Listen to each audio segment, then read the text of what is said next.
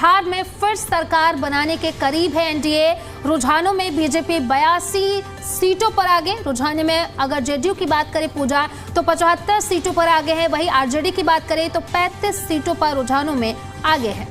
कांग्रेस 7 सीटों पर फिलहाल आगे चल रही है और एचएएमएस 4 सीटों पर और एआईएमआईएम 3 सीटों पर इनके कैंडिडेट्स फिलहाल अभी आगे चल रहे हैं। तो स्क्रीन पर देख रहे हैं आप ये टैली, और उस टैली पर आपको हर एक जानकारी मिल रही है। सबसे पहले 243 विधानसभा की सीटें और उसमें से 243 में से 243 सीटों पर रुझान आ चुके हैं, वो रुझान अभी भी आ रहे हैं। एनडीए 191 सीटों पर बढ़त बनाए हुए आगे है। एनडीए यानी कि बीजेपी, जेडीयू, एलजेपी और एचएएम, इनका जो गठबंधन था 191 सीटों पर आगे चल रहे हैं। इंडिया गठबंधन, जिसको महागठबंधन कहा जा रहा था, 48 सीटों पर सिमट कर रह गए। पिछली बार से बहुत ही ज्यादा खराब प्रदर्शन इस बार देखने को मिल रहा है। और अगर हम अन्य की बात करें यानी अदर्स की बात करें तो 4 सीटों पर अदर्स के जो कैंडिडेट है एआईएमआईएम के 3, सीमांचल में अच्छा प्रदर्शन करते हुए सोनाली एआईएमआईएम नजर आ रही है और एक निर्दलीय विधायक भी बढ़त बनाए हुए हैं। कई दिग्गज ऐसे हैं जिनकी किस्मत, जिनकी जो पॉलिटिकल करियर साख जो है पूरे दांव पर लगी हुई है। कांग्रेस 7 सीटों पर आगे चल रही है फिलहाल, और अलग अलग पॉलिटिकल पार्टीज की अगर हम बात करें जैसे आरजेडी 35 सीटों पर आगे चल रही है और कांग्रेस 7 सीटों पर आगे चल रही है। ये अपडेट मिल रही है। तो लगातार हम आपको स्क्रीन पर दिखा भी रहे हैं रुझान। जेडीयू की बात करें तो 75 सीटों पर आगे है। आरजेडी की अगर हम बात करें तो 35 सीटों पर रुझानों में आगे है, और वहीं कांग्रेस 7 सीटों पर आगे चल रही है। तो लगातार ये रुझान हम आपको बता रहे हैं। कौन कौन आगे चल रहा है ये भी हम आपको बता देते हैं, कौन आगे है कौन पीछे है। सुरेंद्र प्रसाद वाल्मीकि नगर से चुनाव लड़ रहे थे, कांग्रेस की सीट से वो फिलहाल आगे चलते हुए नजर आ रहे हैं। और हमारे साथ सुनीता दुग्गल जी भी कनेक्ट हो गई हैं। सुनीता जी, आपका बहुत बहुत स्वागत है। फिलहाल जो रुझान सामने आ रहे हैं, एनडीए को एक बहुत बड़ी बढ़त, पिछली बार के मुताबिक तो काफी ज्यादा सीटें जो है एनडीए के खाते में जाती हुई नजर आ रही है। आगे उम्मीद भी यही कि यही नतीजों में भी तब्दील हो जाएंगे।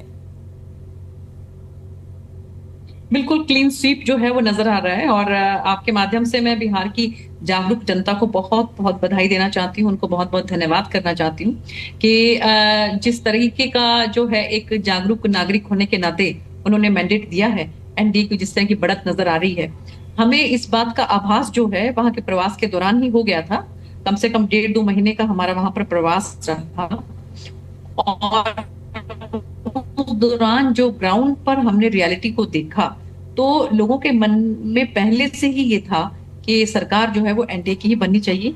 वहां पर एंटी इनकम्बेंसी की बजाय हमको नरेंद्र मोदी जी को लेकर जिस तरह का भाव वहां के लोगों में है और नीतीश कुमार जी को लेकर भी जिस तरह का भाव लोगों में है, तो हमें इस बात का आभास था कि लोग जो है वो एनडीए की सरकार वहां पर बनाएंगे। और अब की बार जो है वो थम्पिंग मेजोरिटी के साथ, पिछली बार से है वो ज्यादा मतदान करके, पिछली बार से ज्यादा सीटें देकर अब की बार एनडीए की सरकार वहां पर बनने जा रही है। इस बात का आभास हमें पहले ही हो गया था। बिल्कुल, क्योंकि 2 दशक के बावजूद भी जहां एंटी इनकम्बेंसी होती है वो तो प्रो इनकम्बेंसी में यहाँ पर तब्दील होती हुई नजर आ रही है। तो ऐसे में वो कौन से कारण आपको लगते हैं सुनीता जी, जिसकी वजह से यहाँ पर इतना बेहतर प्रदर्शन एनडीए ने कर दिखाया है? देखिए, बहुत से कारण हैं, जिसमें सबसे बड़ा कारण जो है वो माननीय प्रधानमंत्री जी को लेकर, नरेंद्र मोदी जी को लेकर जो वहां के लोगों के अंदर जो भाव है, जो उनकी एक भावना है विकसित भारत बनाने की, तो वहां के लोगों के मन में ये बात है कि इसमें विकसित बिहार का योगदान क्या हो, वो अगर हम लोग जो है वो एनडीए की सरकार नहीं बनेगी तो विकसित भारत में। उसके बाद नीतीश कुमार जी को लेकर भी जो है वहां पर महिलाओं में हमें जागरूकता देखने को मिली, उनको लेकर एनडीए की सरकार को ही लेकर, क्योंकि जो विकास वहां पर हुआ, अब अगर आप जाकर देखें तो बिहार वो पहले वाला बिहार नहीं है। और एक लोग जो है वो जंगल राज से उकता चुके थे, वो किसी भी कीमत पर जंगल राज की रेपिटेशन नहीं चाहते थे। और विकास के नाम पर अगर मैं वहां पर कहूँ आपको, तो वहां पर मेरीन ड्राइव के जैसा आपको देखने को मिलेगा। और जो वहां पर गंगा के ऊपर, जिस तरीके से गंगा मैया के ऊपर वहां पर हम गांधी सेतु की बात करें, वहां पर हम जो है अटल पथ की बात करें, वहां पर जो हम जेपी गंगा पथ की बात करें, तो इतना विकास वहां पर हुआ है। और इसलिए मैंने जैसा आपको कहा कि एंकर का नाम बताओ। सुनीता जी, नीतीश कुमार के नेतृत्व में चुनाव लड़ा गया है, ये वही मुख्यमंत्री होने वाले हैं क्या? क्योंकि सीएम फेस को लेकर बड़ी चर्चाएं चली पहले, लेकिन घोषित नहीं किया था कि सीएम फेस नीतीश कुमार ही है। सुनीता जी, हमारी देखिए ऐसा है कि उनके नेतृत्व में चुनाव लड़ा गया है ये, बिल्कुल। और उसके बाद सभी आप देखते कि बिल्कुल आ रही है, आवाज आ रही है। जी। तो वहां पर जो विधायक दल है, वो जो विधायक के जो वहां पर सभी जो है इकट्ठे होकर उसके बाद अपना नेता चुनेंगे, और जो नेता चुनेंगे उसके हिसाब से मुख्यमंत्री बनेंगे। तो ये इस चीज को स्पष्ट जो है वो पहले ही हमारे सीनियर लीडर्स ने कर दिया था कि नीतीश कुमार जी के नेतृत्व में ये चुनाव लड़ा जाएगा, और उनके नेतृत्व में ही जो है इतना जबरदस्त मैंडेट जो है वो हमारी एनडीए की सरकार को मिला। एक सवाल और है मेरा सुनीता जी, एसआईआर की प्रक्रिया को लेकर बड़ा माहौल बना, विपक्ष ने बड़ी आलोचना की, पार्लियामेंट तक इस मुद्दे को उठा दिया, लेकिन अब एसआईआर की प्रक्रिया होने के बाद हमें फायदा तो सीधे एनडीए को ही मिलता हुआ नजर आ रहा है। देखिए एसआईआर जो है वो एक चुनाव आयोग की प्रक्रिया है, और उसमें चुनाव आयोग ने बिल्कुल स्पष्ट कर दिया था कि समय समय पर ये प्रक्रिया होती रहती है, और हर राज्य के अंदर जो है इसको दोहराया जाता है। क्योंकि जहां कहीं पर भी आप देखिए कि ये नजर आता है कि वहां पर कहीं किसी की कोई डेथ हो गई है, कोई लोग जो माइग्रेट कर गए हैं, तो नेचुरली उनका वोटर लिस्ट में से नाम जो है वो डिलीट किया जाएगा। तो ये एक प्रक्रिया है, ये प्रक्रिया जो है वो समय समय पर होती रहती है। तो इसलिए लोगों के मन में ये कोई मुद्दा नहीं थी, इसको जबरदस्ती जो है विपक्ष ने मुद्दा बनाने की कोशिश की, और इसलिए ये मुद्दा जो है वो औंधे मुंह गिरा। एक और मुद्दा उन्होंने बनाने की कोशिश की है, हाल फिलहाल में कई बार प्रेस कॉन्फ्रेंस करके कहा ये भी कि हमने तो बम फोड़ दिया, हमने तो खुलासा कर लिया, वोट चोरी का मुद्दा। इसको लेकर बड़ा भारतीय जनता पार्टी को घेरने की उन्होंने कोशिश की है, पर उसका भी बहुत ज्यादा कुछ असर होता हुआ नजर आया नहीं है यहाँ पर। नहीं, देखिए ऐसा है कि लोग अब समझ चुके हैं कि लोग जो है वो देख रहे हैं कि जिस गति से भारत का विकास हो रहा है, जिस गति से हमारा देश तरक्की कर रहा है, तो लोग चाहते हैं कि उनके राज्य का भी उसके अंदर कोई ना कोई योगदान होना चाहिए। और इसलिए जो है अब बिहार जो है वो विकास के रास्ते पर चल पड़ा है, और अब रफ्तार पकड़ रहा है। हमने आपने देखा होगा कि हमारी टैगलाइन भी यही थी कि विकास जो है अब बिहार में हुआ है, अब उसको और रफ्तार अगर देनी है तो एनडीए की सरकार बनानी होगी। तो इसलिए मुझे लगता है कि लोग चाहते हैं कि तेज गति के साथ वहां पर और विकास हो, इसलिए जो है एनडीए की सरकार बनती नजर आ रही है। सुनीता जी, एक सवाल और है मेरा, जब जंगल राज का जिक्र बार बार किया गया बीजेपी की तरफ से, तो 20 साल पहले वो जंगल राज था, और उसके बाद अब कितने सारे नए वोटर्स भी आए जिन्होंने वोट कास्ट किया है। तो ऐसा कहा जा रहा था कि इन नए वोटर्स ने तो वो जंगल राज देखा ही नहीं, तो फिर उसका असर उन पर होता हुआ नजर नहीं आएगा, और हो सकता है कि वो बदलाव की तरफ आगे बढ़े। लेकिन स्टिल जो प्रोजेक्ट किया है एनडीए ने, और जंगल राज को लेकर जितना निशाना साधा है, वो तब भी एनडीए के पक्ष में ही जाता हुआ नजर आ रहा है। ऐसे में युवाओं को आप लोगों ने किस तरह से साधा है, और उनको लेकर आगे किस तरह से काम करने वाली है?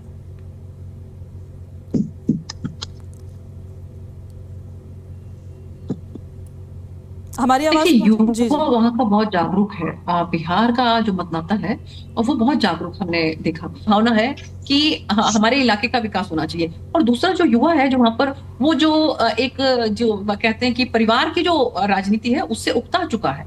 वो चाहता है कि ये जो परिवारवाद की राजनीति है इससे पीछा छुड़ाना चाहता है।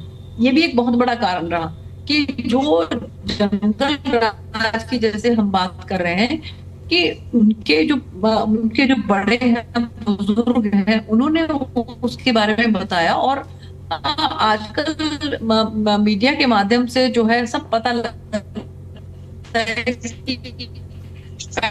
कि समय में जो है, उस समय में जब लोगों की सरकार होती थी तो इन लोगों ने किस तरह का जो है इनका बर्ताव लोगों के साथ रहता था, कैसे मांगी जाती थी, कैसे अपहरण होते थे, कैसे जो गुंडा राज जो है वो चलता था। तो ये सब जो है लोग इसके बारे में जो है जागरूक हैं, और युवा तो बहुत ही ज्यादा जागरूक बिल्कुल, इसी होता है, वजह तो से इसलिए एनडीए मुझे के लगता है पक्ष जो में इस महिलाएं बार हैं, रुझान, और हो सकता है शाम तक यही सेम नतीजे भी सामने आ जाए। सुनीता जी, आपका बहुत बहुत शुक्रिया, आप जुड़ी हमारे साथ और इस विषय को लेकर आपने चर्चा की है। बिहार का विधानसभा चुनाव पॉलिटिकली इतना वहां का वोटर जो है वो जागरूक माना जाता है। सोनाली, अभी तो देखिए तस्वीरें भी सामने आने लगी है, पटाखे भी वहां पर चलाए जाने लगे, बिल्कुल अभी सही से कहा आपने, तस्वीरें तो और अभी से खुशियां मनाई जा रही है। बिल्कुल, तस्वीर तो सुबह से ही सामने आ रही है। जैसे कि सुबह ही हमने दिखाया, पूजा 8:30 बज रहे थे, बीजेपी ऑफिस में मिठाइयाँ बनने लगी थी। और इसी के साथ साथ अगर हम बात करें तो वहाँ पर लिट्टी जो बहुत ही फेमस है वो भी वहाँ पर शुरू हो गया था बनना। तो फिलहाल अगर रुझानों की बात करें तो देखिए तस्वीरें भी हम आपको दिखा रहे हैं स्क्रीन पर, और यहाँ पर आप देख सकते हैं कि बीजेपी जो है आगे चल रही है, आरजेडी जो है 50 पर है, वहीं जेएसपी 0 और अदर्स की झोली में 4 सीटें गई हैं। बिल्कुल, तो ये तस्वीर हम आपको दिखाते हैं। ये तस्वीर जो है वो बिहार की विधानसभा की है, जिसमें 243 सीटें हैं और 243 सीटों में से इस तरफ देख लीजिए आप, जहां पर आपको सैफरन कलर नजर आ रहा होगा, 189 सीटें ऐसी जिस पर भारतीय जनता पार्टी प्लस यानी कि जो एनडीए का गठबंधन है वो फिलहाल बढ़त बनाए हुए है। वहीं दूसरी तरफ देखिए जो आरजेडी प्लस है यानी कि जो इंडिया गठबंधन है, 50 सीटों पर वो बढ़त बनाए हुए हैं। और जनसुराज पार्टी तो भाई शून्य पर ही सिमटी रह गई है। उनका कहना था कि वो अपना सीएम बनाएंगे, अपनी सरकार बनाएंगे, और अदर्स में फिर भी कुछ ऐसे कैंडिडेट्स हैं जो अभी आगे बढ़ते हुए नजर आ रहे हैं। तो बिहार की ये विधानसभा और अभी फिलहाल जो रुझान सामने आ रहे हैं वो हम आपको दिखा रहे हैं। और हमारे साथ बीजेपी प्रवक्ता विधु रावल जी भी हमारे साथ लाइव कनेक्ट हो गए हैं। विधु जी, जो रुझान सामने आ रहे हैं अभी, नतीजों में यही अगर तब्दील हो जाते हैं तो उसके लिए तो पहले तो बहुत बहुत बधाइयां आपको, और इतना मतलब पिछली बार से बड़ी जीत होगी है। निश्चित तौर पर देखिए, हर जीत भारतीय जनता पार्टी को, एनडीए को और उसकी रिस्पॉन्सिबिलिटी याद करवाने का अवसर है। हर जीत जो है हमें और विनम्र बनाती है, जनता के प्रति नतमस्तक करती है और इस विश्वास को जताती है कि हम अच्छा काम कर रहे हैं और तीव्र गति से इसी दिशा में और बेहतर काम और तेज गति से करना है, ऐसा जो है एक आह्वान करती है जनता। देखिए, बहुत कुछ मैसेज छुपा है इस जीत के अंदर, और मैं क्योंकि हरियाणा से हूं इस नाते से बिल्कुल अच्छे से बता सकता हूं कि बहुत तेज आवाज लगाने वाले, बहुत गोला लाठी बक्कल उतारने की बात करने वाले, जंगल राज की बात करने वाले, कट्टों की बात करने वाले जो लोग हैं, उनकी राजनीति को देश की जनता ने, देश के यूथ ने, देश की महिला ने, देश के किसान ने और देश की नारी ने किस प्रकार से उनके संदूक बंद कर दी है, उनका पैकिंग हो चुकी है, और पूरे तरीके से देश की जनता जो है लोकतंत्र को मजबूत करते हुए सुशासन के प्रति, विकास के प्रति और गरीब कल्याण के प्रति जो काम करने वाली पार्टियां हैं उनको जिता रही हैं।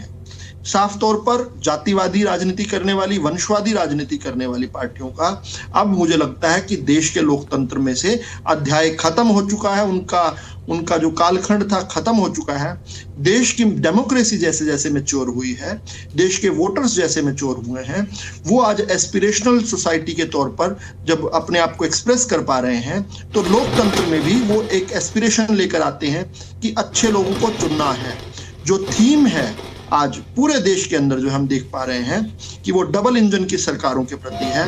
केंद्र और स्टेट में एक ही सरकार, हमने देखा हरियाणा के अंदर ये देखा, हमने महाराष्ट्र के अंदर ये देखा, दिल्ली के अंदर देखा, और अब जो है बिहार के अंदर देख रहे हैं कि किस प्रकार से बम्पर मेजोरिटी में भारतीय जनता पार्टी निहित गठबंधनों सर वापस लौट रहे हैं हम आपके पास।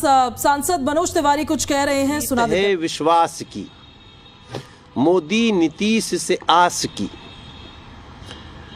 जो बुझी है उस विशेष प्यास की, ये जीत है बिहारियों के अरदास की। मोदी जी 2014 में प्रधानमंत्री बनने के बाद कहा भी कि जब तक पूर्वांचल राज्यों का विकास नहीं होगा तब तक भारत का संपूर्ण विकास नहीं होगा। और एक नीतीश कुमार जी जैसा जनता को और जनता की सुविधा के लिए खपा देने वाला मुख्यमंत्री और देश के खजाने का लाभ सही मायने में लोगों को मिले, गरीबों को समर्पित है सरकार, ये कहते हुए मोदी जी का जो बिहार के लिए कार्य हुआ वो एक समय के बाद विश्वास बना है। तो अब एक तरफ बिहार जिंदाबाद, दूसरी तरफ आ गया तेजस्वी बाबू का शहाबुद्दीन जिंदाबाद। बिहार ने डिसाइड कर लिया, वो नारा नहीं था, वो परिचय था। तेजस्वी बाबू ने कहा कि हम तो जंगल राज थे, जंगल राज हैं, जंगल राज रहेंगे, क्योंकि उन्होंने कहा शहाबुद्दीन अमर रहे। बिहार ने डिसाइड कर लिया, बिहार के लिए बिहार जिंदाबाद, बिहार की माताएं बहनें जिंदाबाद, युवा जिंदाबाद, सड़कें जिंदाबाद, ब्रिज जिंदाबाद, गांव-गांव की गली जिंदाबाद, गरीब को अनाज इलाज जिंदाबाद। तो धीरे धीरे ना विश्वास, शासन करके विश्वास कैसे पैदा करते हैं, ये मोदी जी से और नीतीश जी से सीखना पड़ेगा। ऊपर से सोने पे सुहागा हो गया चिराग पासवान जी, उपेंद्र कुशवाहा जी, मांझी जी। ये पांडव जो है ना कमाल हैं बिहार के। ये जो 5 दलों का गठबंधन हुआ वो अद्भुत है। और मैं जानता हूं, मैं भी रुझान पर बोल रहा हूं, लेकिन रुझान भी मैं इस समय जब बोल रहा हूं तो 12:15 हो रहे हैं, और 12:15 का रुझान बहुत महत्वपूर्ण होता है। सर, इलेक्शन से कुछ महीने पहले अपोजिशन के सारे बड़े नेता काफ़ी लोकप्रिय उभरते हुए दिख रहे थे। तेजस्वी यादव जी, युवा की आप देखें, मीडिया में देखें, पॉडकास्ट में देखें, तो ऐसा लग रहा था कि कहीं ना कहीं बात बन सकती है। तो क्या कारण रहा होगा कि अभी देख रहे हैं हम ट्रेंड्स में कि नहीं बात बन रही है? देखिए, रील और रियल में बहुत अंतर है। रील में तो उत्सव है, चुनाव लोकतंत्र का बड़ा उत्सव है, तो कुछ भी दिखता रहता है। लेकिन रियल में जनता विचार करती है। तो हमारे साथ विदु रावल जी भी जुड़े हुए हैं। विदु जी, कैसे देखते हैं किस तरीके से हरियाणा में और इसी के साथ साथ पूरे देश में वोट चोरी का मुद्दा उठाया गया, लेकिन अगर हम रुझानों को देखें तो उसका असर देखने को रुझानों में नहीं मिल रहा है, तो क्या कुछ आगे उम्मीद लगा रहे हैं आप? देखिए, बिहार के अंदर जब SIR के बाद चुनाव हुआ, इस एक विशैली कैंपेन जो विपक्षियों ने चलाई, विशेष रूप से राहुल गांधी जी ने चलाई, उसके बाद कि कोई वोट चोरी हो रही है या कोई धांधली हो रही है, जबरदस्ती का उन्होंने एक ऐसे आक्षेप मढ़ने की बात की, फर्जी चीजें दिखाई, जिसको आपने ही एक्सपोज कर दिया, आप ही लोग पहुंच गए जिन लोगों का उन्होंने नाम लिया। उसके बाद बिहार की जनता का निकल कर आना और 67% तक वोट करना, दूसरे फेज में तो 69% था। ये इसने देश के लोकतंत्र में जनता का विश्वास जो राहुल गांधी और कंपनी खत्म करना चाह रही थी, उसके मुंह पर जोरदार तमाचा मारा है। सबसे पहले तो ये। और आज जब हम रुझान देख रहे हैं कि लगभग 200 सीटें जो हैं हम जीत पा रहे हैं, एनडीए जीत पा रहा है गठबंधन के रूप में, तो इसने पप्पू, अप्पू और टप्पू की जो राजनीति है, जो मक्कारी भरी राजनीति है, जो झूठे नैरेटिव गढ़ती है, जो इमेजिनरी इश्यूज को करती है, उसको भी जो है करारा जवाब दिया है। मुझे लगता है writing is on the wall. अगर ये लोग नहीं पढ़ सकते, इन्हें कक्षाओं में जाना चाहिए, फिर से पढ़ना सीखना चाहिए और दीवार पर लिखे को पढ़ना चाहिए कि लोग रियल इश्यूज पर वोट करते हैं। मनगढ़ंत कंपनी द्वारा बिठाए हुए या कुछ 4-5 कुकून के अंदर बैठे हुए जो विशेषज्ञ हैं, वो जो राहुल गांधी को रटा देंगे और अगले दिन वो राहुल गांधी देश के अंदर चिल्लाने लगेंगे। जनता जो है जमीन के विषयों से जुड़ी हुई है, राहुल गांधी ने जुड़े हुए, बल्कि मुझे तो आज पता चला कि मस्करा आज मस्कट के अंदर है।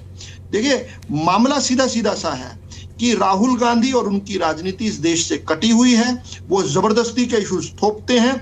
लोकसभा के चुनाव में आंशिक तौर पर उन्हें एक बार सफलता मिली थी, but that far no further. आपका एक बार झूठ चल सकता है, आपका बार झूठ नहीं चलता। विश्वसनीयता का संकट है।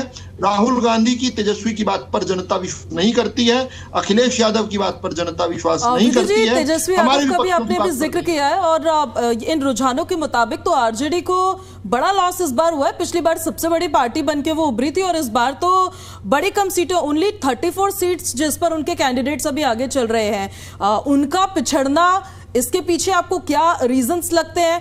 पहला ये कि क्या जंगल राज को ही नकार दिया गया है, दूसरा ये कि जो बिहार की जनता उसको एक स्टेबल गवर्नमेंट चाहिए।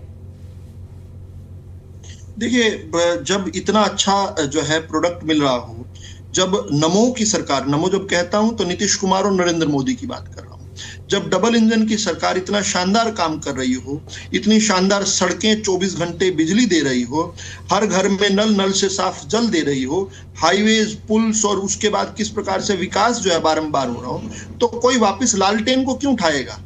जब 24 घंटे बिजली मिल रही है तो लालटेन को कोई क्यों उठाएगा?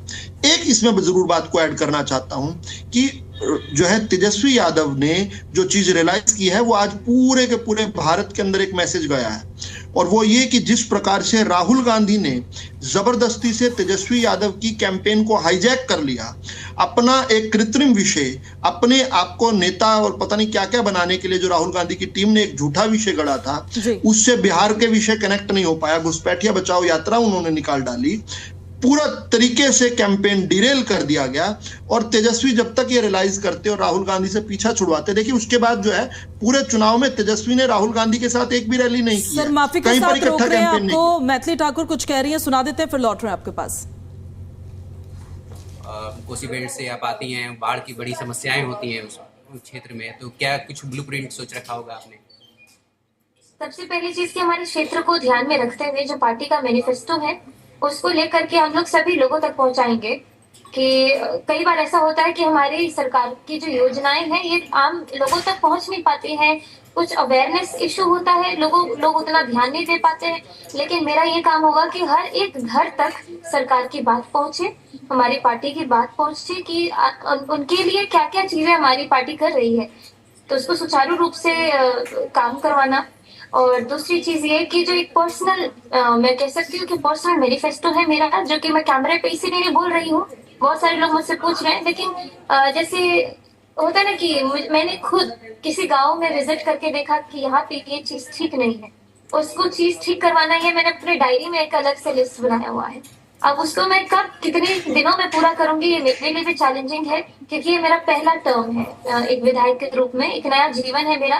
तो मैंने बहुत बेस्ट सोचा है अपने हिसाब से कि अपने क्षेत्र को एक मिसाल के रूप में दिखाऊंगी दुनिया वालों को। अगले 5 साल में जो मैंने काम किया है ये सब अपने काम से साबित करूंगी कि जो मुझ पे भरोसा करके इतनी यंग लड़की को टिकट दिया गया वो उसको मैंने पूरा किया। तो ये सब चीजें हैं जो मैं आगे के लिए सोच रही हूँ।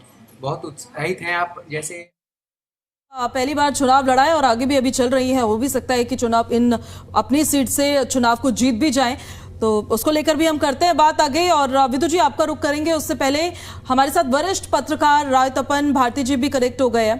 तपन सर स्वागत है आपका। जो रुझान सामने आ रहे हैं 2 दशक बाद भी, अगर जेडीयू की इतनी पकड़ है, एनडीए 190 सीट्स पर रुझानों के मुताबिक बढ़त के साथ आगे बढ़ रही है, आपका एनालिसिस सर क्या कह रहा है? इस बार कौन सी जादू की छड़ी घूमी है?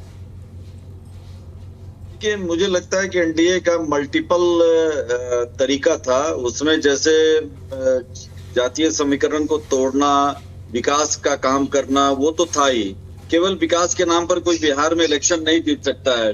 उन्होंने इस बार कई बातें की है। आपको याद होगा कुछ महीने पहले बिजली दर वहां सस्ता फ्री कर दिया गया। जो लोग 110 या 120 यूनिट बिजली कंजम्पशन करेंगे उनसे कोई चार्ज नहीं लिया जाएगा। वो तो मैं देख रहा हूँ कि वहाँ बहुत सारे लोअर मिडिल क्लास और लोअर क्लास के लोगों को लाभ हुआ। पहले गांव के लोगों को बिजली फ्री मिली हुई थी। इसके अलावा 10-10 हजार रुपया जो गया ना हर घर में, 10,000 ही ने कमाल किया। महिलाओं को मिला। जाहिर है कि एक महिला 2 वोटर या 3 वोटर को प्रभावित कर सकती है, तो वहां भी मुझे लाभ दिखाई पड़ा। यही कारण है कि बिहार में भीड़। तीसरा, जंगल राज की बात बड़े दमदार तरीके से एनडीए ने उठाया, और आमतौर पर जितनी सभाएं नीतीश ने की, तेजस्वी ने भी अच्छी संख्या में सभाएं की, लेकिन राहुल गांधी की और प्रियंका गांधी की उतनी संख्या में नहीं हुई, शायद 1/4 से भी कम। तो जब राष्ट्रीय नेता की उपस्थिति कम होती है तो इससे पार्टी का मनोबल भी कम होता होगा। और दूसरा है कि महिलाओं को लगा कि भाई ये सरकार हमें 10,000 रुपये भी दे रही है। नौकरियों में जो 33% आरक्षण कर रखा है बिहार सरकार ने, नीतीश सरकार ने, वो उससे भी वहां पढ़ने वाली लड़कियों को, शिक्षा प्राप्त करने वाली लड़कियों को फायदा हो रहा है। एक बार सरकार ने वहां लड़कियों को पढ़ाई स्कूलों में पढ़ने वाली बच्चियों के लिए उन्होंने साइकिल फ्री दिया था। तो ये जो योजनाएं हैं, और एक शराब फैक्टर भी काम किया है, क्योंकि वाइन से प्रताड़ित, शराब से प्रताड़ित जो परिवार है, जो शराब के कारण परिवार बिखर रहा है या टूट रहा है, वो नहीं चाहती हैं कि उनके पति या उनके पुत्र या उनके बेटे, उनके घर वाले या उनके पिताजी शराब पीते हुए नजर आए। नीतीश ने पाबंदी लगा रखी है। ये अलग बात है कि उस पाबंदी के बावजूद कहीं ना कहीं तस्कर है जो शराब ले आते हैं, लेकिन उल्टे प्रशांत किशोर ने कहा कि हम शराबबंदी हटा देंगे।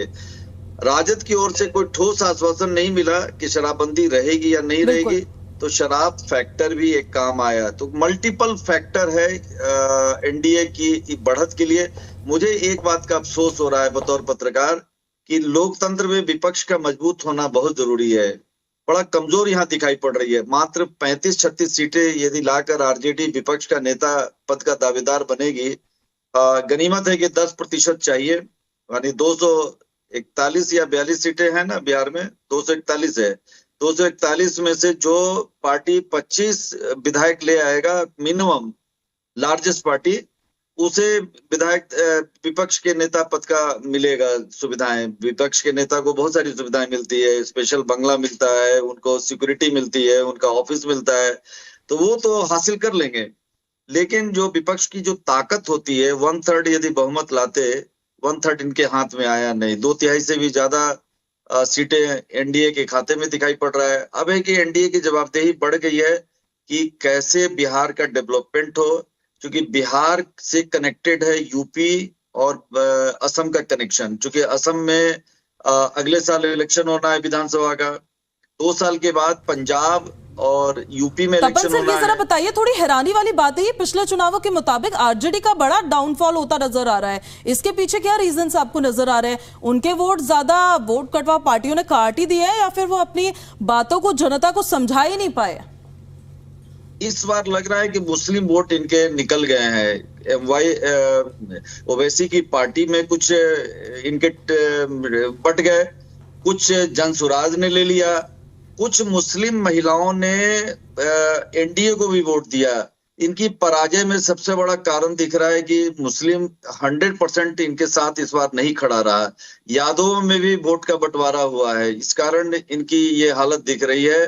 और एनडीए ने तो अपनी पकड़, जैसे एनडीए की कहते हैं ना कि उच्च वर्ग में उसकी पकड़ है, दलितों में उसकी पकड़ है, ओबीसी में पकड़ है, उन्होंने यादव और मुस्लिम में भी सेंध मारी, जिसका नतीजा है कि एनडीए 2/3 बहुमत से ज्यादा ऊपर नजर आ रहा है। 161 या 162 सीट के ऊपर आने के बाद 2/3 बहुमत माना जाता है। तो मुझे लगता है कि एनडीए के पास बहुत बड़ा दायित्व आने वाला है। अब इसका असर केंद्र की सरकार पर भी पड़ेगा, क्योंकि हमें पता है कि तेलुगु देशम पार्टी और जेडीयू के समर्थन से मोदी सरकार केंद्र में चल रही है। वहां पर जदयू का एक ही मंत्री को जगह मिली, मतलब जबकि जदयू की इच्छा थी कि कम से कम 2 सांसदों को मंत्री बनाया जाए, लेकिन नरेंद्र मोदी की सरकार ने सिर्फ एक मंत्री को जगह दी। तो ऐसे में मुझे लगता है अच्छा विभाग भी नहीं मिला, कहा जाए कि बहुत इंपॉर्टेंट विभाग हो, तो अब महत्वपूर्ण विभाग की भी शायद डिमांड इनकी करेंगे तो शायद उस पर सुनवाई होगी। मंत्री पद में भी शायद 1 से 2। राज्यसभा के उपसभापति इनके कोटे से हैं, हरिवंशी राज्यसभा के उपसभापति हैं जो जदयू के कोटे से हैं। वो सीट जब खाली होगी तो मुझे पूरा विश्वास है कि जदयू को दोबारा मिलेगा। नीतीश कुमार का कद और बढ़ गया है। नीतीश कुमार निरंतर 20 वर्षों से बिहार को लीड करते आ रहे हैं, बिहार के शासन का नेतृत्व करते आ रहे हैं। उन्होंने कहा कि नीतीश का शासन मतलब सुशासन, ये सुशासन की जीत मानिए आप।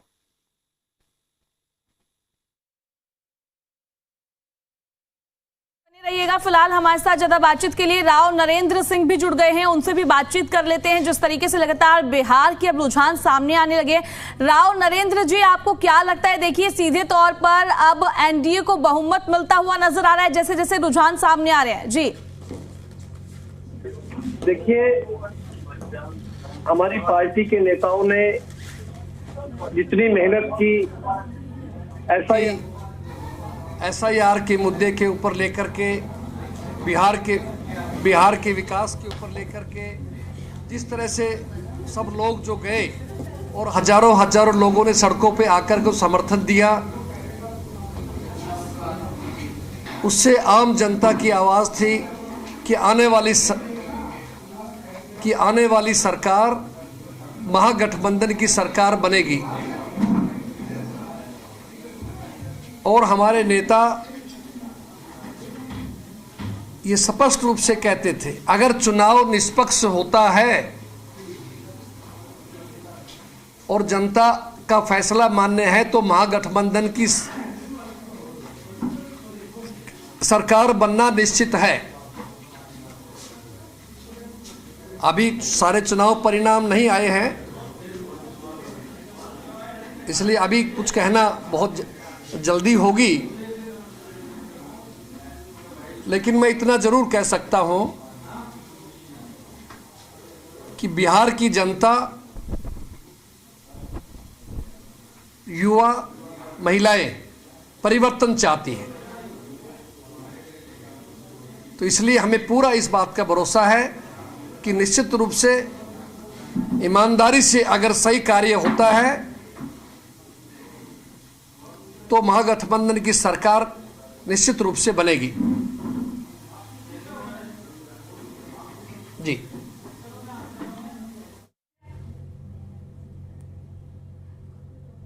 आपको मेरी आवाज आ रही है?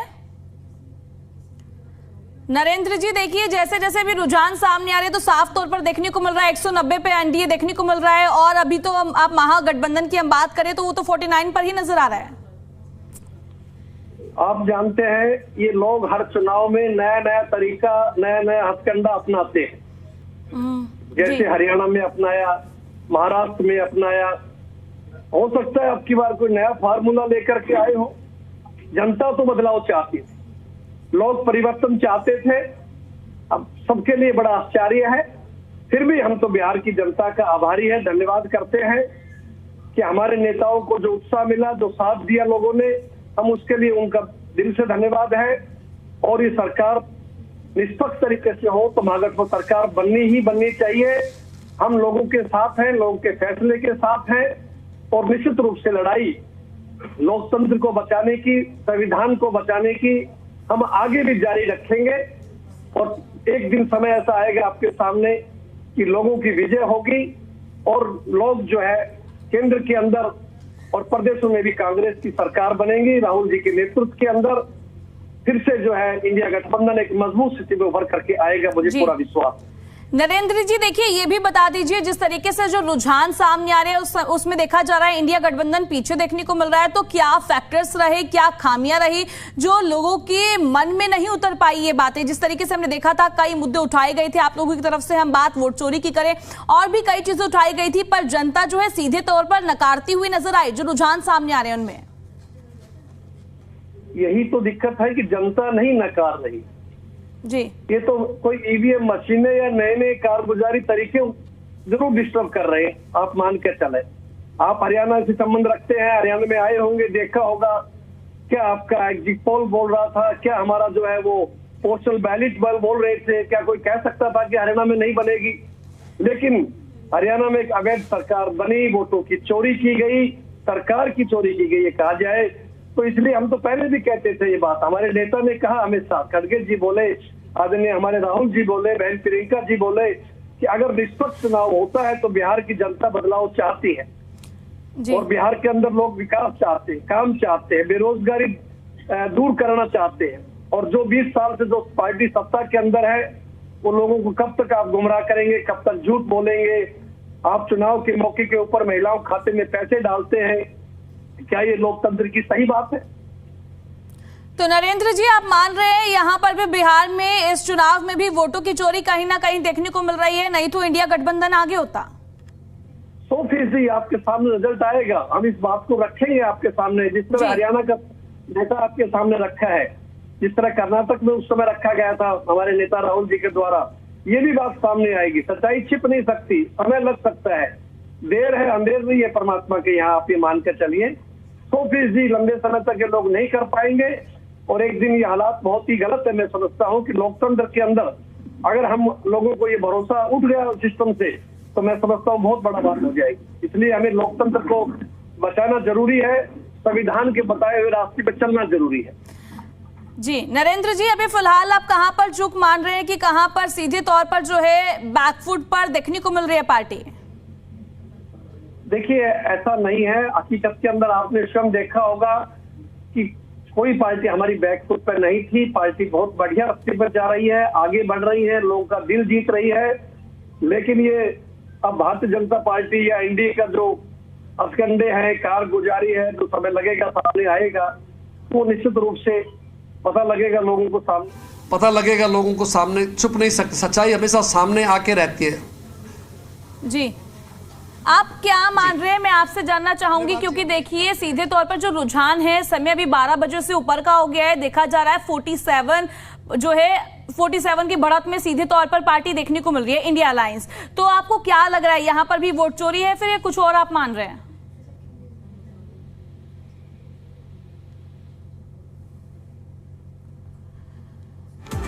देखिए फिर से जुड़ने का प्रयास करेंगे। जिस तरीके से हमने बात की, सीधे तौर पर कहा जा रहा है कि यहाँ भी कहीं ना कहीं वोट चोरी देखने को मिल सकती है, ये आरोप लगाए जा रहे हैं। वहीं अब आज का दिन जो है काफी अहम है बिहार के लिए। पूरे देश की नजरें जो है अभी फिलहाल विधानसभा चुनाव के नतीजों पर टिकी हुई है। आखिर किसकी सरकार बनती हुई नजर आएगी?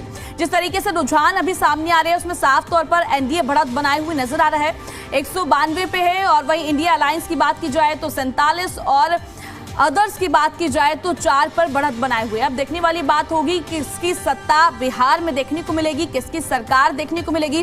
फिलहाल अभी जो है तमाम पार्टियां अपनी अपनी जीत का दावा करती हुई नजर आ रही है और सभी की तरफ से एक ही बात कही जा रही है, इस बार हमारी सरकार बनेगी। इंडिया अलायंस की बात की जाए तो इंडिया अलायंस की तरफ से भी साफ तौर पर कहा जा रहा है कि इस बार सीधे तौर पर इंडिया गठबंधन की सरकार बनती हुई नजर आएगी। और वहीं पर सीधे तौर पर जब रुझानों की बात की जाए तो एनडीए जो है वो बढ़त बनाए हुए है और अब रुझान सामने आ रहे। समय 12:30 से ऊपर का हो गया है और अब जैसे जैसे समय आगे बढ़ेगा वैसे वैसे सारी तस्वीरें क्लियर होती हुई नजर आएगी। 3 साढ़े 3 तक सभी तस्वीरें क्लियर हो जाएगी कि आखिर बिहार में किसकी सरकार बनेगी। और अब हम लगातार आपको ग्राफिक्स के माध्यम से भी दिखा रहे हैं कि अभी कौन सी पार्टी का कौन सा प्रत्याशी कौन सा सीट पर बढ़त बनाए हुए है। और अब देखने को मिल रहा है चारों तरफ सभी में उत्साह देखा जा रहा है और अब धीरे धीरे रुझान सामने आ रहे हैं। और अब देखने वाली बात होगी जो एग्जिट पोल की अगर बात की जाए तो उसमें भी एनडीए बढ़त बनाए हुए नजर आया। क्या अब एग्जिट पोल एग्जैक्ट आंकड़ों में तब्दील होते हुए नजर आएंगे, क्योंकि अब जो रुझान सामने आ रहे हैं उसमें भी एनडीए बढ़त बनाए हुए है और हम लगातार ये अपडेट भी आप तक पहुंचा रहे हैं किस तरीके से रुझान सामने आ रहे हैं। ये टैली भी आपकी टीवी स्क्रीन पर है, इस टैली में देख सकते हैं एक एक करके हम सभी सीटों के बारे में आपको बता रहे हैं। ये सीट भी आपकी टीवी स्क्रीन पर है और आप जरा देख सकते हैं, देखा जा रहा है साफ तौर पर कौन सी पार्टी कहां पर आगे नजर आ रही है। ये बिहार 2025 का विधानसभा चुनाव जो है काफी दिलचस्प होता हुआ नजर आ रहा है। टोटल सीटें विधानसभा की 243 है और 243 की और अगर हम देखें जो रुझान सामने आ रहे हैं उसमें एनडीए काफी बढ़त बनाए हुए नजर आ रहा है अभी फिलहाल जो है। और इंडिया अलायंस की बात की जाए तो वो काफी पीछे नजर आ रहा है। पर देखने वाली बात होगी क्या ये जो रुझान सामने आ रहे हैं पलटते हुए भी नजर आ सकते हैं या फिर एग्जैक्ट नजर आएंगे, ये देखने वाली बात होगी। क्या सीधे तौर पर जो एनडीए है वही बढ़त बनाए हुए नजर आएगा या फिर कुछ बदलाव भी देखने को मिल सकते हैं। फिलहाल अभी सभी की नजरें टिकी हुई हैं बिहार विधानसभा चुनाव पर।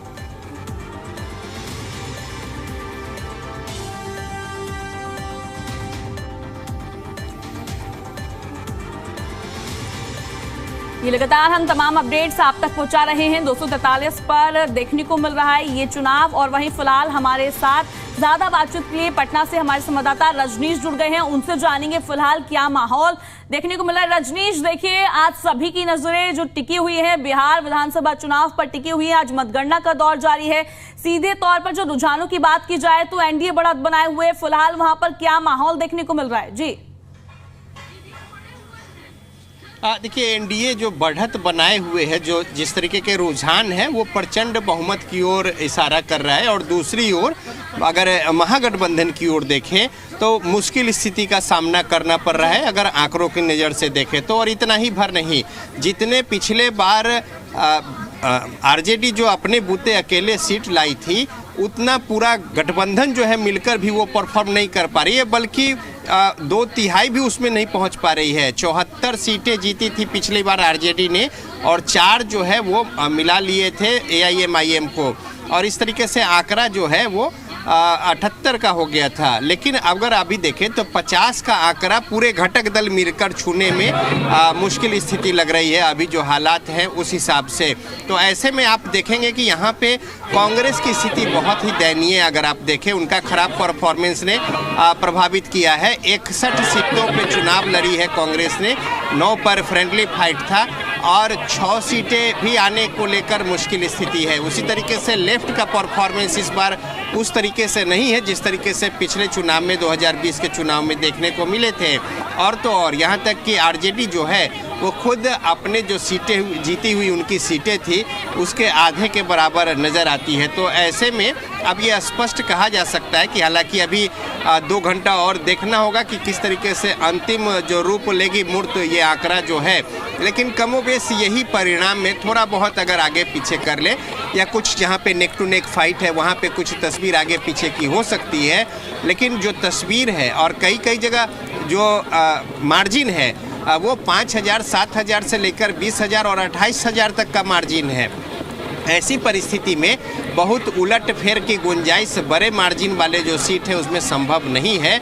और जहाँ पे नेक टू नेक है या आगे पीछे हो रहे 200-400 वोटों से, उन्हीं जगहों पे थोड़े बहुत आगे पीछे सीट की जो गुंजाइश है। तो ऐसी परिस्थिति में अब ये स्पष्ट है कि एनडीए जो है वो बहुत एक प्रचंड बहुमत की ओर यहाँ पे आगे बढ़ चुका है, बल्कि उसको पूरा भी करने जा रहा है। और जनता ने जो मन बनाया है, जिस तरीके से अपना मंतव्य प्रकट किया है, वो भी अंदर खाने कहीं न कहीं जो तमाम सुविधा साधन और बातें थी उसका प्रभाव भी देखने को मिला है। चाहे महिलाओं को 10,000 रुपये के तौर पे या फिर पेंशन बढ़ाने के तौर पे, सामाजिक सुरक्षा को लेकर 400 से 1100 रुपये करने को लेकर, या फिर नौकरी पेशा से लेकर तमाम जो बातें हैं, मानदेय बढ़ाने की बात है। हर एक कैबिनेट में कुछ जो नई बातें कही गई थी और उसको लागू किया जा रहा था, उसका प्रभाव निश्चित तौर पे ये जो परिणाम है ये यही बता रहे हैं। चूँकि समीकरण की बात कर ले या क्षेत्र में बात कर ले तो खुद एनडीए के जो घटक दल हैं उनको इस तरीके से जीत की उम्मीद नहीं थी।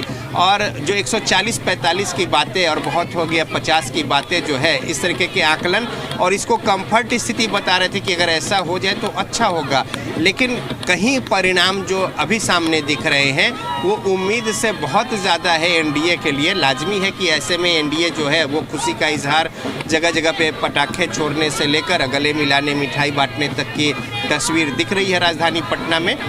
वही दूसरी ओर महागठबंधन को इस जो रुझान है उससे निश्चित तौर पे निराशा हाथ लगेगी। हालांकि वो अभी वेट एंड वॉच की स्थिति कह रहे हैं। थोड़ी देर पहले तेजस्वी यादव भी कह रहे थे कि सरकार बनाएंगे, थोड़ा इंतज़ार करें। लेकिन लगता है कि अब वो सीमा जो है वो हाथ से निकल गया है और लोगों ने जिस तरीके से ईवीएम पे बटन दाबा है, हालांकि नोटा की भी बड़ी भागीदारी हर एक विधानसभा क्षेत्र में देखी जा रही है।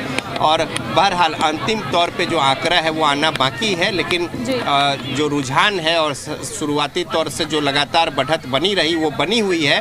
तो ऐसी परिस्थिति में थोड़ा बहुत आगे पीछे करके ये तस्वीर जो है वो रह जाएगी, ऐसा प्रतीत हो रहा है। और ऐसी स्थिति में एनडीए की सरकार जो है वो बहुत एक शानदार बहुमत के साथ यहाँ पे बनने जा रही है। रजनीश जी, देखिए ये भी बताइए, आपने पूरा चुनाव जो है ग्राउंड से कवर किया है, हमने देखा जिस तरीके से माहौल देखा गया, मतदान की प्रक्रिया देखने को मिली, आज मतगणना की प्रक्रिया है। अब मैं आपसे ये जानना चाहूंगी, एनडीए के पक्ष के अगर हम मुद्दों की बात करें तो कौन से मुद्दे जो है ज्यादा प्रभावी देखने को मिले ग्राउंड पर? देखिए, सबसे जो महत्वपूर्ण बात ये गई है एनडीए के पक्ष में कि 20 साल हो जाने के बाद भी मुख्यमंत्री नीतीश कुमार को लेकर कोई एंटी इनकम्बेंसी जैसी बात नहीं थी। कुछ एक जगहों पर जो मंत्री हैं या फिर उम्मीदवार हैं या 4-5 टर्म से लगातार जीतते आ रहे प्रतिनिधि हैं उनके खेमे के, उनको लेकर थोड़ी बहुत नाराज़गी ज़रूर थी। लेकिन ओवरऑल देखें तो सरकार को लेकर उस तरीके से बातें मुख्यमंत्री नीतीश कुमार को लेकर नहीं दिखी थी फील्ड में। दूसरी ओर एक पेस जो है देने की कोशिश की गई थी महागठबंधन की ओर से। और साथ ही साथ देखिए, कांग्रेस ने जो टिकट का बंटवारा किया या जिस तरीके से खींचतान की स्थिति रही, प्रथम चरण के नामांकन के 4-5 दिन बीत जाने के बाद भी जो एक जिच बना रहा आपस में घटक दलों के बीच में, उसका बड़ा नुकसान हुआ है। दूसरी ओर शुरू से ही कैंपेन जो है एनडीए की ओर से लगातार लोगों के बीच में। और अगर मुद्दों की बात करें तो खास तौर पे देखिए सड़क को लेकर, आधारभूत संरचना को लेकर, पुल पुलिया को लेकर, गंगा नदी में पुल को लेकर, तो ये सब चीज़ें तो वो दिखती हैं। लेकिन दूसरी ओर अगर आप देखें तो आर्थिक लाभ जो है सीधा सीधा जो लोगों के पास भेजा गया, चाहे महिला उद्यमी को 10,000 रुपये जीविका के जरिए जो है उद्यमिता के लिए 10-10 हज़ार रुपये। इसके अलावा बात कर ले तो मानदेय जो है हर स्तर पर और हर किसी के लिए बढ़ाए गए हैं। और साथ ही साथ जो पेंशन 400 से 1100 किया गया है। इसके अलावा कई सारी जो घोषणा की गई, 125 यूनिट बिजली फ्री किए गए, तो इसको लेकर भी एक प्रभाव जो है अंदर खाने, इसका असर निश्चित तौर पे देखा जा रहा है। अन्यथा इतने प्रचंड बहुमत की उम्मीद सरकार को भी नहीं थी कि उनके खाते में इस तरीके से झोली भर भर कर वोट मिलेंगे और ईवीएम का बटन लोग इस तरीके से दबाएंगे। तो ये जो एक, और दूसरी बात कि बिहार की राजनीति में पहला ऐसा मौका है, घोषणा और बातें और तमाम सारी बातें तो होती थी, लेकिन सीधा सीधा खजाना खोल देना जैसी चीज़ें जो है, और सीधा सीधा बिजली से लेकर और तमाम दूसरे जगहों पे पैसे जो है वो दिए गए थे, और साथ ही आगे को लेकर भी जो घोषणा की गई थी, ऐसा बिहार की राजनीति में पहले कभी नहीं देखा गया था। तो जाहिर तौर पे इसका प्रभाव जो है निश्चित तौर पे दिख रहा है। जिस तरीके से रुझान है, आंकड़े सामने आ रहे हैं, और जो बढ़त है और जिस मार्जिन के साथ बढ़त है ज़्यादातर सीटों पर, वो इस ओर इशारा करते हैं कि सरकार की ओर से जो घोषणा थी, संकल्प पत्र थे, और इसके अलावा जो उसके पहले कैबिनेट की बैठक, हर एक कैबिनेट की बैठक में कुछ न कुछ नई बातें जो सीधा जनहितकारी हो या फिर आर्थिक लाभ को लेकर हो, तो इसका प्रभाव जो है निश्चित तौर पे देखने को मिला है। और साथ ही विधि व्यवस्था आपने तमाम जानकारी दी, उसके लिए बहुत बहुत शुक्रिया।